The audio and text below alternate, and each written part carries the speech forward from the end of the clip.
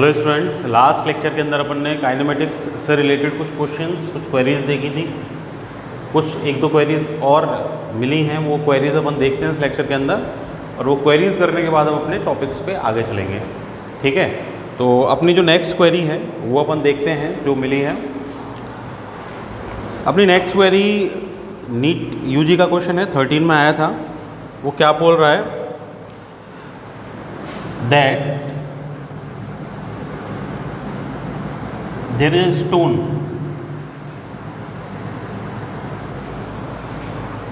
falls freely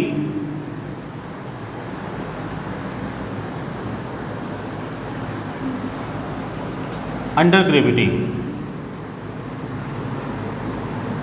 एक मेरे पास stone है, इस पर ग्रेविटी अप्लाई हो रही है और वो फ्री फॉल कर रहा है, ऐसे बोल रहा है। It covers distances, it covers distances h1, h2, h3 in the next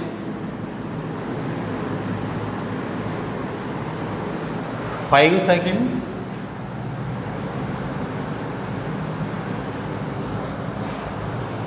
the next 5 seconds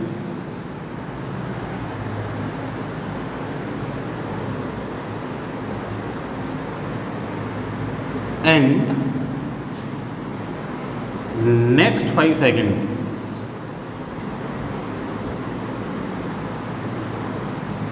respectively। ठीक है, find the relation between h1, h2 and h3। Find the relation between H1, H2 and H3। ठीक है, वैसे तो मेरे को option given है, इसमें 4 ऑप्शन गिवन है, पर अपन विदाउट ऑप्शन इसको करके देखेंगे। ठीक है, तो क्या बोल रहा है मेरा क्वेश्चन कि भाई एक स्टोन है मेरे पास, ठीक, ये एक स्टोन है मेरे पास, ये क्या कर रहा है, फ्री फॉल कर रहा है। ये फ्री फॉल कर रहा है, किसी हाइट से नीचे आ रहा है। ऐसे बोल रहा है कि ये डिस्टेंसेस कवर कर रहा है, मतलब हाइट कवर कर रहा है, h1, h2 और h3। ठीक है, 5 सेकेंड, 5 सेकेंड एंड 5 सेकेंड के अंदर, मतलब कि भाई फर्स्ट 5 सेकेंड के अंदर तो इसने ये h1 हाइट कवर कर ली, ऐसे बोल रहा है, यहाँ आ गया।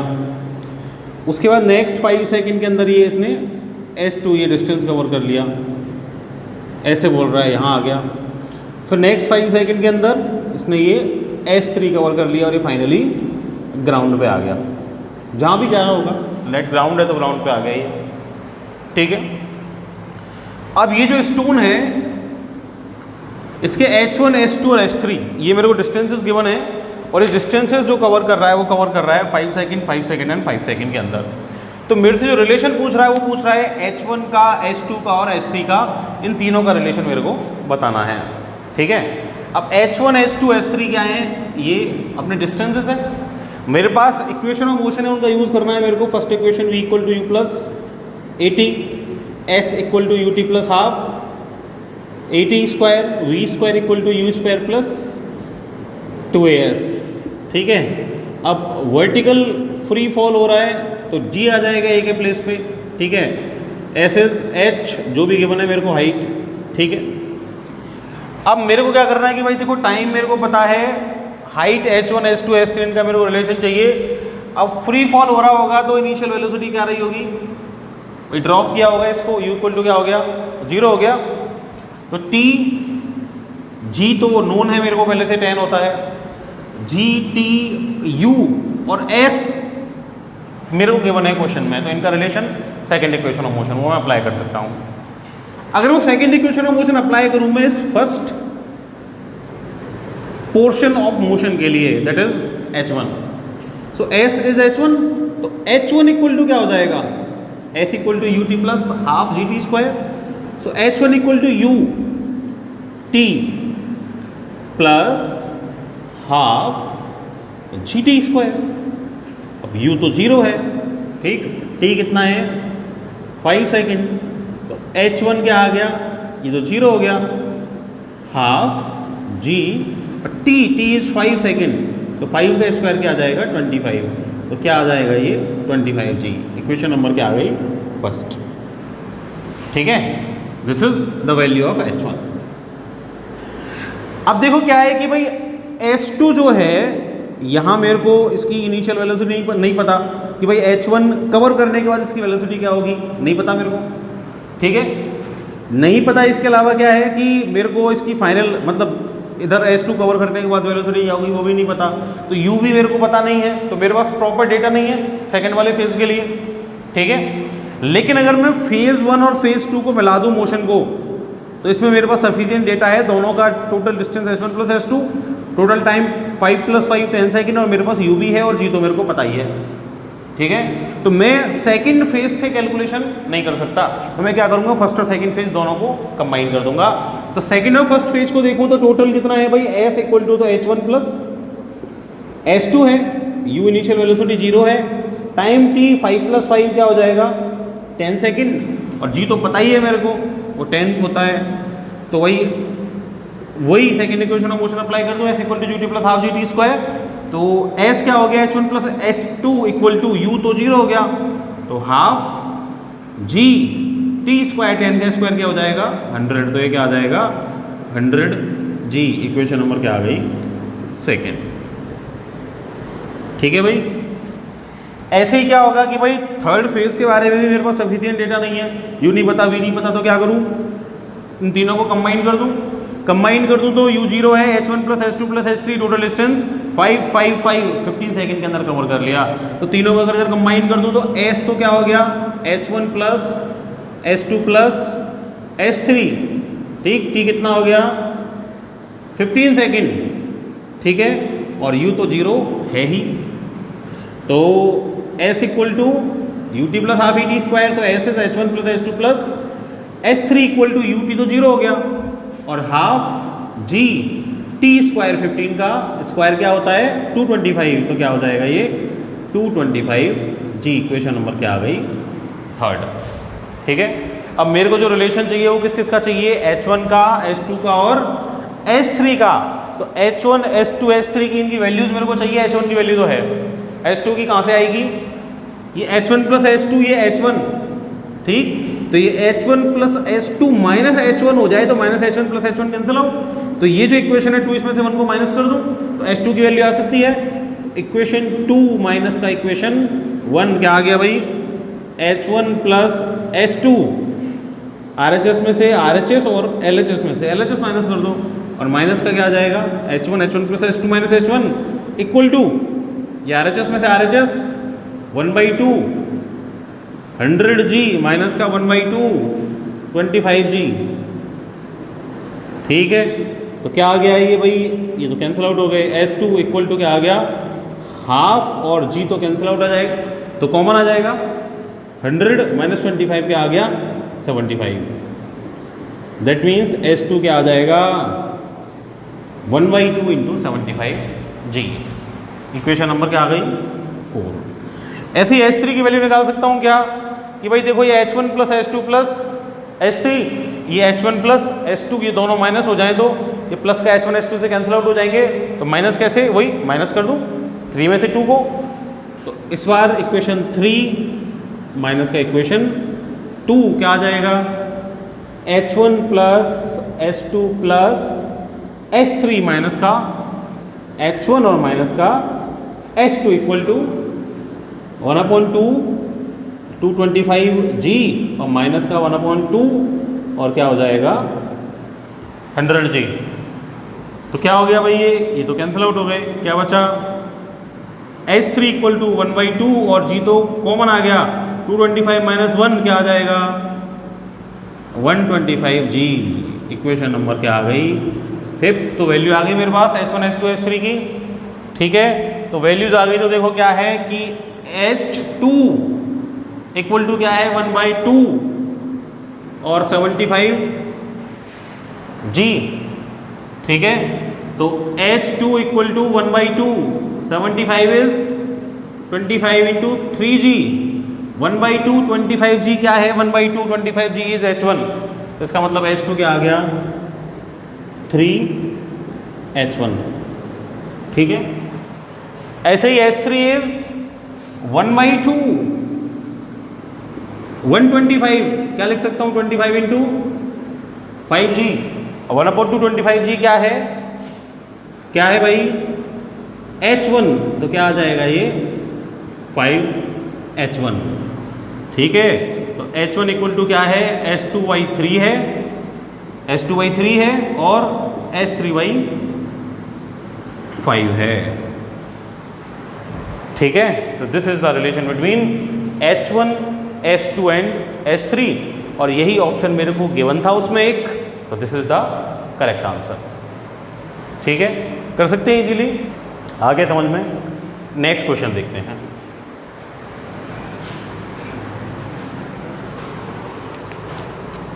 उसी एग्जाम से है, दैट a man runs at a speed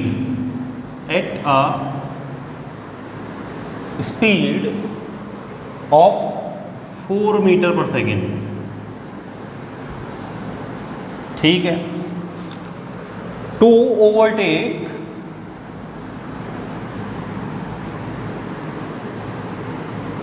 standing बस।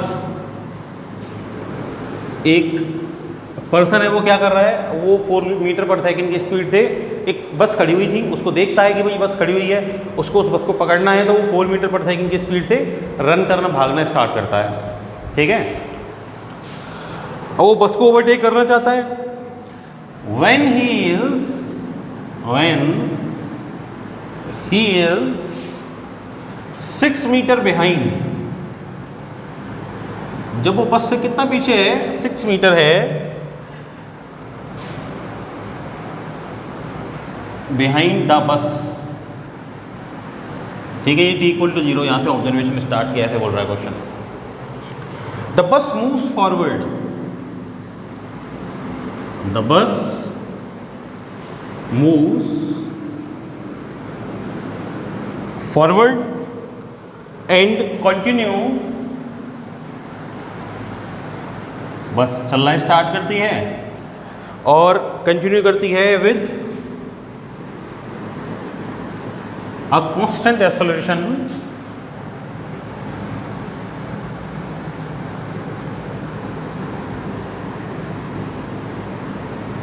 कितना है? 1.2 मीटर पर सेकेंड स्क्वायर, ठीक है।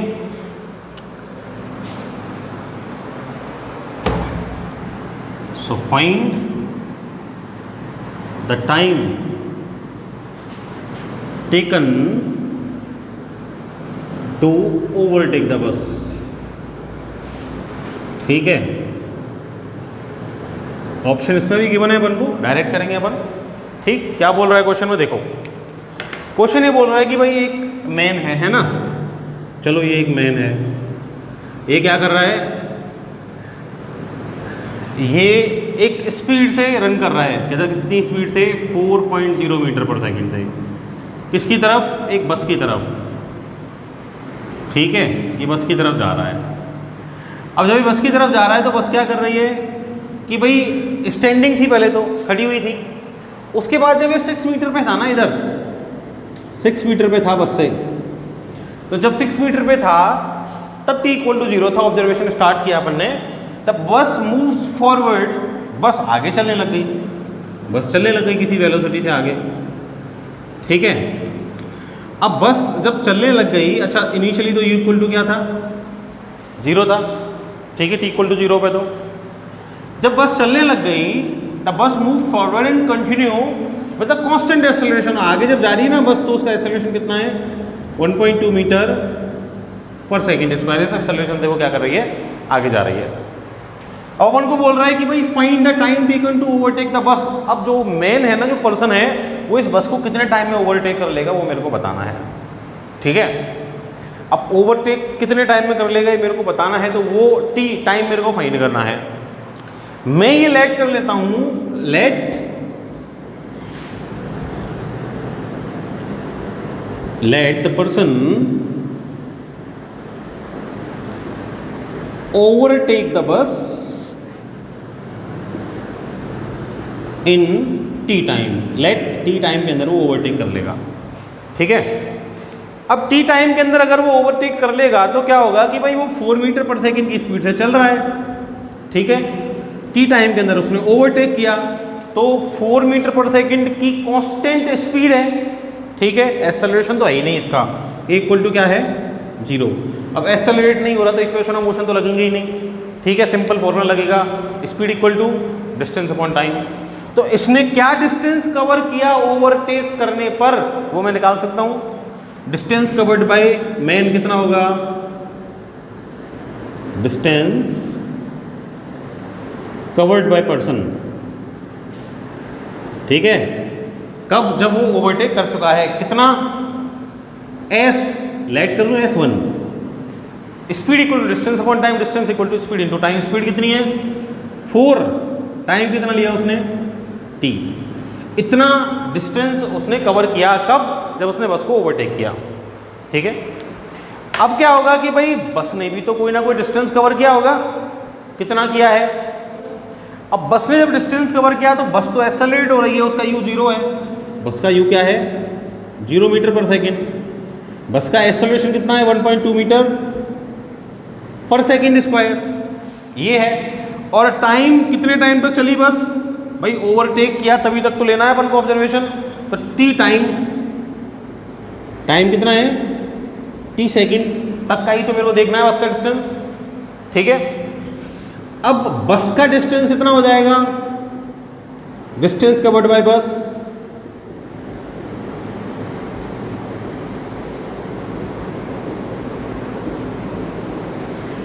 डिस्टेंस कवर्ड बाय बस कितना होगा भाई, s equal to ut plus half at square, simple formula है।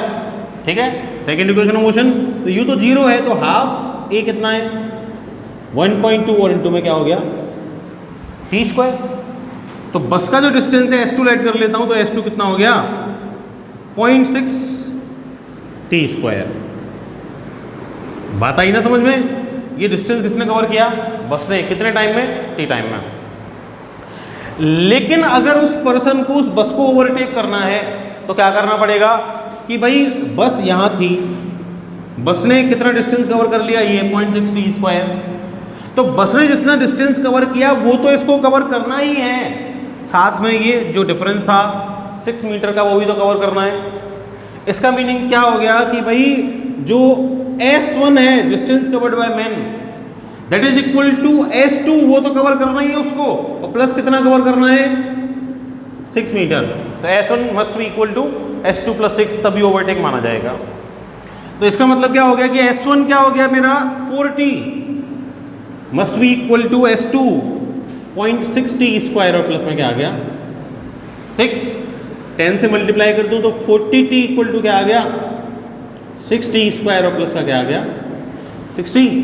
तो ये आगे हो जाएगा 6t स्क्वायर प्लस 60 और माइनस का 40t इक्वल टू क्या हो जाएगा 0। क्वाड्रेटिक इक्वेशन हो गई। क्वाड्रेटिक इक्वेशन को सॉल्व कर सकता हूँ श्रीधराचार्य का यूज़ करके।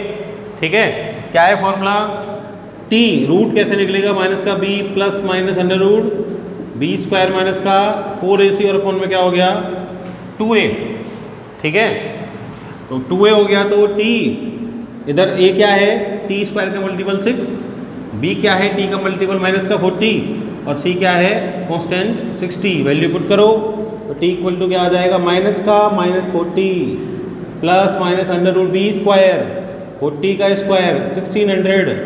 ठीक, माइनस का 4, a की वैल्यू कितनी है 6, c की वैल्यू कितनी है 60, और अपॉन में क्या आ जाएगा 2a, 2 इंटू a इज 6। ठीक है भाई, सॉल्व करो आगे। 40 plus minus under root 1600 minus का 1440, अपॉन में क्या आ जाएगा 12, t की वैल्यू क्या आ जाएगी 40 प्लस माइनस अंडर रूट 160, और अपॉन में क्या आ गया 12 अंडर रूट 160। क्या होगा भाई अंडर रूट 160, 12 का स्क्वायर होता है 144, 13 का 169 बीच में आ रहा है।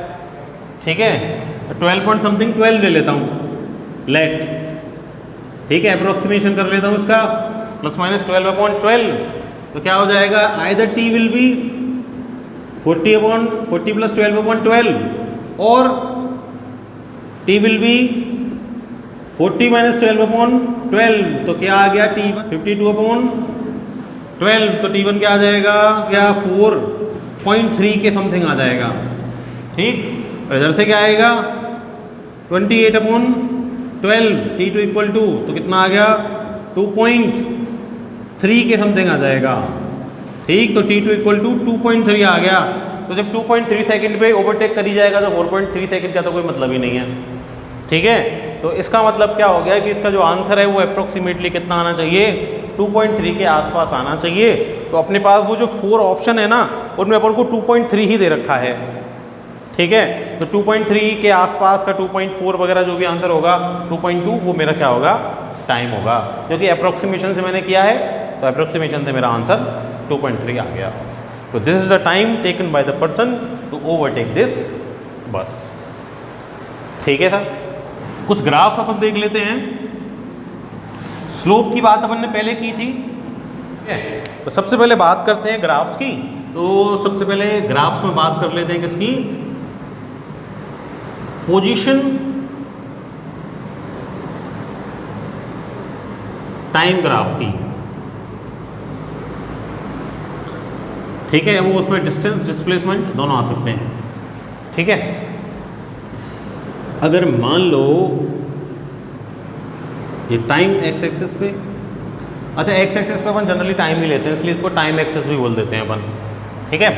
इधर पोजीशन अपनी ऐसे डिनोट कर दूँ, डिस्टेंस डिस्प्लेसमेंट जो मैं लेना चाहता हूँ, ठीक है। अगर मैं सबसे पहले बात कर रहा हूँ जीरो वेलोसिटी के लिए, अगर वेलोसिटी जीरो होगी तो इसका मतलब क्या हो गया कि ऑब्जेक्ट वहीं खड़ा है, चल ही नहीं रहा, वेलोसिटी जीरो है, तो इसका मतलब एस क्या हो जाएगा, कांस्टेंट हो जाएगा, ठीक है। अच्छा अपन ने स्लोप पढ़ी थी, स्लोप के बारे में पढ़ा था ना स्टार्टिंग में, जब मैंने मैथमेटिकल बताया था। तो स्लोप के अंदर अपन ने क्या पढ़ा था कि भाई देखो ये एक्स एक्सिस होता है, ये वाई एक्सिस होता है, और इसमें क्या होता है कि ग्राफ का एक्स एक्सिस के साथ जो एंगल होता है उसके टेंजेंट की वैल्यू टेन थीटा को क्या होती है, एम से डिनोट करते हैं, दैट इज स्लोप, वो स्लोप होती है, ठीक है।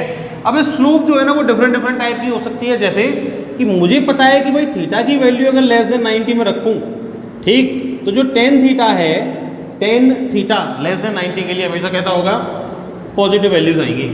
तो पॉजिटिव वैल्यूज आएंगी तो tan theta will be positive, तो स्लोप जो है वो कैसी हो जाएगी, वो पॉजिटिव स्लोप होगी। That means theta less than 90 के लिए जो स्लोप होती है वो हमेशा कैसी होती है, पॉजिटिव होती है, ठीक है। अगर इसी थीटा की वैल्यू हो जाए 90 डिग्री, टेन 90 क्या होता है, इनफाइनाइट होता है, टेन 90 क्या होता है, इनफाइनाइट होता है, तो जो स्लोप है वो क्या हो जाएगी, इनफाइनाइट स्लोप हो जाएगी। इनफाइनाइट स्लोप का मतलब क्या हो गया कि ग्राफ अपना कैसा हो जाएगा, एकदम स्ट्रेट, कैसा हो जाएगा, नॉर्मल एक्स एक्सिस के, ठीक है। तो थीटा इक्वल टू 90, तो स्लोप क्या हो गई, इनफाइनाइट हो गई, ठीक है। लेकिन अगर मैं थीटा को मान लो जीरो कर दूं, तो थीटा जीरो, तो टेन जीरो की वैल्यू क्या होती है, zero, ten zero is zero, तो स्लोप क्या हो जाएगी, जीरो। इसका मतलब ग्राफ भाई जीरो कब होगा, एंगल जीरो तब होगा जब एक्स एक्सिस के पैरेलल लाइन में ड्रॉ करूं, ठीक। तो एक्स एक्सिस के पैरेलल लाइन में ड्रॉ कर दूं, थीटा क्या होगा इसके लिए, जीरो। तो थीटा अगर जीरो है तो स्लोप क्या हो जाएगी अपनी, जीरो हो जाएगी। अगर मैं थीटा की जो वैल्यू है उस वैल्यू को ग्रेटर देन 90 कर दूं, ये ग्राफ मैंने बना दिया, और थीटा की वैल्यू जो है वो ये क्या हो गई, ये थीटा की वैल्यू हो गई ग्रेटर देन 90। तो जैसे ही थीटा की वैल्यू मैं ग्रेटर देन 90 रखता हूं, तो ग्रेटर देन 90 रखते ही टेन थीटा क्या हो जाता है, नेगेटिव हो जाता है, और टेन थीटा नेगेटिव होता है तो टेन थीटा के नेगेटिव होने से जो अपनी स्लोप है वो भी क्या हो जाएगी, नेगेटिव हो जाएगी। That means theta greater than 90 degree के लिए अपनी जो स्लोप होती है वो कैसी होती है, नेगेटिव होती है। तो ये चीज़ अपन ध्यान रखेंगे, इसको अपनी नोटबुक के ऊपर अपन नोट कर लेंगे। वहाँ ये स्लोप में अपन ने कंप्लीट नहीं किया था, theta less than 90 slope positive, 90 infinite, zero पे स्लोप जीरो, और ग्रेटर देन 90 पे स्लोप क्या हो जाएगी, नेगेटिव हो जाएगी, ठीक है। अब यहाँ देखो मैं वापस आ जाता हूँ अपने कर्व्स पे, पोजीशन टाइम ग्राफ में पढ़ रहा था कि भाई पोजीशन टाइम कर्व के बारे में अपन ये जानते हैं कि भाई s/t वो वेलोसिटी होता है, ठीक है। डिस्टेंस है तो स्पीड और डिस्प्लेसमेंट है तो वेलोसिटी हो जाएगा। अब मैंने ये भी 2-3 लेक्चर पहले आपको बताया था कि भाई जो पोजीशन टाइम कर्व का स्लोप होता है वो वेलोसिटी को रिप्रेजेंट करता है। तो वेलोसिटी 0 के लिए कर्व बना रहा हूँ, वेलोसिटी 0 मतलब पोजीशन कांस्टेंट, तो वेलोसिटी 0, तो इसकी जो वेलोसिटी है उसको कौन रिप्रेजेंट करेगा?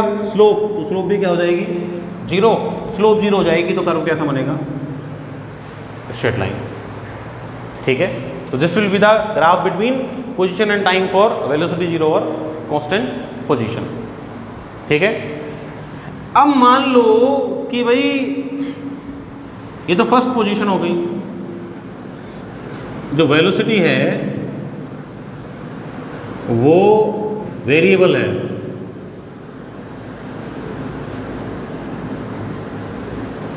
अच्छा दो इसमें भी क्या दो तरह की हो सकती है, एक तो वेलोसिटी वेरिएबल, एक तो क्या वेरी कर रही है कांस्टेंट, कांस्टेंट या फिर मैं बोल सकता हूं यूनिफॉर्म। जो वेरिएशन हो रहा है वो कैसा हो रहा है? यूनिफॉर्म वेरिएशन हो रहा है। और एक जो वेरिएशन हो रहा है वो कैसा हो रहा है? नॉन यूनिफॉर्म हो रहा है। ऐसे हो सकता है अगर यूनिफॉर्म चेंज हो रहा है पोजीशन के अंदर, यूनिफॉर्म वेलोसिटी है, ठीक है। तो यूनिफॉर्म वेलोसिटी वेरिएशन यूनिफॉर्म है, मतलब भाई 1 सेकंड पे 1 मीटर कवर कर लिया, 2 सेकंड में 2 मीटर कवर कर लिए, 3 सेकंड में 3 मीटर कवर कर लिए, 4 मीटर में 4 सेकंड, 5 मीटर 5 सेकंड में 5 मीटर कवर कर लिए, मतलब अपनी वेलोसिटी कैसी है? यूनिफॉर्म है, ठीक। तो यूनिफॉर्म भी दो तरह की हो सकती है, कैसी भाई? इंक्रीजिंग भी हो सकती है, बढ़ भी सकती है, और डिक्रीजिंग भी हो सकती है, कम भी हो सकती है, ठीक है। ऐसा हो सकता है ना। तो मतलब इंक्रीजिंग मतलब वेलोसिटी कैसी हो गई? पॉजिटिव। वेलोसिटी पॉजिटिव है, पोजीशन टाइम कर्व बना रहा हूं तो इसका मतलब स्लोप भी कैसी होगी? पॉजिटिव। डिक्रीजिंग मतलब कम हो रही है तो वेलोसिटी कैसी हो गई? नेगेटिव। वेलोसिटी नेगेटिव हो गई तो पोजीशन टाइम कर्व बनाऊंगा ना तो स्लोप भी कैसी हो गई? स्लोप भी कैसी हो गई? नेगेटिव। तो देखो भाई क्या होगा कि अगर यूनिफॉर्म के लिए कर्व बना रहा हूं टाइम और पोजीशन, 1 पे 1, 2 पे 2, 3 पे 3, 4 पे 4 इंक्रीजिंग, जब ये डॉट्स ज्वाइन करवाऊंगा तो मेरे पास क्या आएगी? स्ट्रेट लाइन, ठीक है। तो this is uniform, this is uniform velocity, और वो भी कैसी? इंक्रीजिंग, ठीक है। तो इसका ये पॉजिटिव है तो tan थीटा स्लोप भी क्या हो जाएगा? पॉजिटिव होगा, ठीक है। लेकिन अगर डिक्रीजिंग की बात करूं रही है तो वेलोसिटी रिड्यूस हो रही है, नेगेटिव आएगी। नेगेटिव आएगी इसका मतलब स्लोप भी कैसी आएगी? नेगेटिव। मतलब थीटा क्या होगा? Greater than 90 degree. तो आएगा तो स्ट्रेट लाइन ही, लेकिन थीटा ग्रेटर देन किसके लिए आएगी? 90 डिग्री के लिए। तो ये क्या हो गई अपनी? Decreasing, not decreasing uniform velocity हो गई, ठीक है। किसका कर्व हो गया ये? वही पोजीशन और टाइम का कर्व हो गया, ठीक है। ऐसे ही नॉन यूनिफॉर्म की बात करूं तो नॉन यूनिफॉर्म में तो क्या होगा? नॉन यूनिफॉर्म में इंक्रीज तो होगी पर सेम टाइम इंटरवल में सेम चेंज इन पोजीशन नहीं होगा। मतलब मान लो फर्स्ट में उसने इनिशियली 0 पे तो 0 है, फर्स्ट में उसने 1 मीटर कवर कर लिया, 2 में उसने 3 कर लिया, 3 में उसने 6 कर लिया, है ना, 4 में उसने 10 कर लिया। तो क्या होगा भाई कि चेंज तो हो रहा है, इंक्रीज तो हो रही है, लेकिन कैसा हो रहा है? कैसा हो रहा है कि भाई बढ़ता जा रहा है, ठीक है। यहाँ कितना है? 2 का डिफरेंस है, 1 का डिफरेंस है, या 3 का डिफरेंस है, या 4 का डिफरेंस है, ठीक है। तो नॉन यूनिफॉर्म है, हर बार चेंज, या 1 का या 2 का या 3 का या 4 का नॉन यूनिफॉर्म चेंज है, लेकिन कैसा है? इंक्रीजिंग चेंज है। तो जो कर्व बनेगा नॉन यूनिफॉर्म इंक्रीजिंग का, अच्छा है तो पॉजिटिव ही, तो स्लोप भी कैसा आएगा? पॉजिटिव। मतलब स्लोप भी कैसा होना चाहिए? इंक्रीजिंग। तो इंक्रीजिंग स्लोप का ग्राफ कैसा बनेगा? यहाँ थीटा, ये θ1, इधर θ2, इधर θ3। तो पता चल रहा है ना अपन को, θ3 is greater than, θ2 is greater than θ1। तो एंगल इंक्रीज होता जा रहा है, ठीक। तो थीटा इंक्रीज होता जा रहा है, इसका मतलब स्लोप भी कैसी होती जा रही है, इंक्रीज होती जा रही है। So this is non uniform increasing velocity. ठीक है, ऐसे नॉन यूनिफॉर्म डिक्रीजिंग की बात करूं तो डिक्रीजिंग है तो स्लोप भी कैसी होगी, डिक्रीजिंग। ठीक, तो non uniform decreasing, slope decrease होनी चाहिए। इधर देख लो, ये थीटा 1, ये थीटा 2, ये थीटा 3, तो theta 3 is less than theta 2 is less than theta 1। तो स्लोप कैसी है, स्लोप इज डिक्रीजिंग, तो वेलोसिटी इज डिक्रीजिंग। तो डिक्रीजिंग नॉन यूनिफॉर्म वेलोसिटी का ये कर्व अपने पास हो जाएगा। ठीक है, तो ये कुछ कर्व अपन ने ओनली पोजीशन टाइम के पढ़े हैं। ठीक है, नेक्स्ट लेक्चर के अंदर अपन इन्हीं कर्व्स को आगे बढ़ाएंगे, अपने नेक्स्ट टॉपिक पे जाएंगे और कुछ इंपॉर्टेंट नोट्स इस चैप्टर से रिलेटेड देखेंगे। ठीक है, that's all for today, thank you.